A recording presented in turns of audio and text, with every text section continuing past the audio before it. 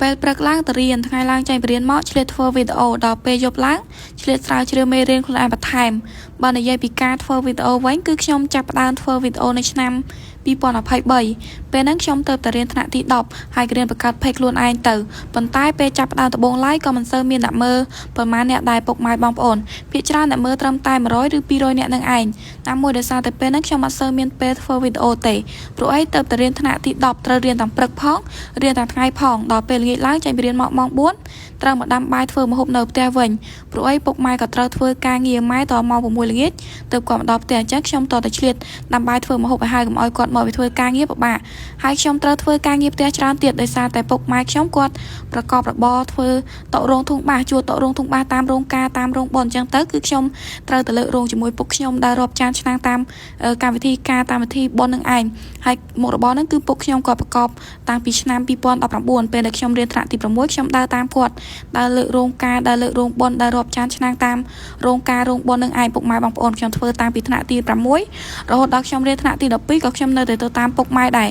ហើយពេលដែលឆ្នាំ2024វិញគឺខ្ញុំទុក page ចោលខ្ញុំអត់បានធ្វើវីដេអូទេដោយសារតែពេលហ្នឹងគឺនៅរៀនថ្នាក់ទី11អត់សូវមានពេលធ្វើវីដេអូទេហើយឆ្នាំ2024ហ្នឹងគឺផុសវីដេអូបានតែ3គត់តទៅពេលឆ្នាំ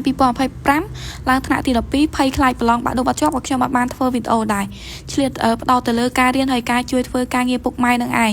តទៅពេលដែលខ្ញុំប្រឡងជាប់បាក់ឌុបហើយទៅខ្ញុំចាប់ផ្ដើមធ្វើវីដេអូឡើងវិញហើយនៅពេលឆ្នាំ2026ពេលដែលខ្ញុំមករៀនតនៅភ្នំពេញនេះទៅខ្ញុំចាប់ផ្ដើមធ្វើវីដេអូម្ដងទៀតហើយក៏ព្យាយាមធ្វើវីដេអូផុសពីមួយថ្ងៃទៅមួយថ្ងៃព្យាយាមធ្វើតរហូតដល់សប្តាហ៍ថ្ងៃនេះឯងពុកម៉ែបងប្អូនមួយថ្ងៃត្រូវតែធ្វើឲ្យបានមួយវីដេអូអញ្ចឹងណាទោះបីអត់ទាន់បានរកចំណូលបានក៏ខ្ញុំនៅតែព្យាយាមធ្វើដែរព្រោះអីព្យាយាមធ្វើទៅតពុយបំពងអញ្ចឹងណាក្រែងរកថ្ងៃណាមួយអាចរកចំណូលបានហើយអារឿងរកចំណូលតាមpage តាម Facebook ហ្នឹងគឺខ្ញុំចាប់ផ្ដើមធ្វើតាំងពីខ្ញុំរៀនថ្នាក់ទី10រៀនបង្កើត page តាម YouTube អញ្ចឹងទៅក្រែងរកថ្ងៃណាមួយថាអាចរកចំណូលបានតែមិនងាយដោយការគិតទេពេលរៀនថ្នាក់ទី10ហ្នឹងបោះបង់ម្ដងហើយដោយសារតែរវល់រៀនផងរវល់ជួយធ្វើការងារពុកម៉ែផងហើយណាមួយក៏មិនសូវមានពេលធ្វើវីដេអូដែរ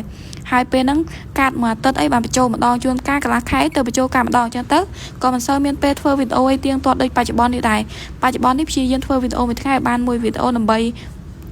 ផុសចែកជូនពុកម៉ែបងប្អូនទស្សនាអញ្ចឹងណាទោះបីពេលខ្លះរបបយ៉ាងណាក៏នៅតែឆ្លៀតធ្វើវីដេអូឲ្យបានមួយថ្ងៃមួយដែរទោះបីមិនទាន់ជោគជ័យក៏នៅតែព្យាយាមធ្វើដែរចេះតែធ្វើលេងទៅណាពុកម៉ែបងប្អូនព្រោះបើសិនទុកពេលចោលក៏ដឹងធ្វើអីដែរណាមួយខ្ញុំអត់ទាន់រកការងារធ្វើក្រៅម៉ោងទេតតែពេលវ៉ាកងទៅខ្ញុំរកការងារធ្វើក្រៅម៉ោងឆ្លៀតធ្វើវីដេអូឲ្យហើយអីចឹងទៅ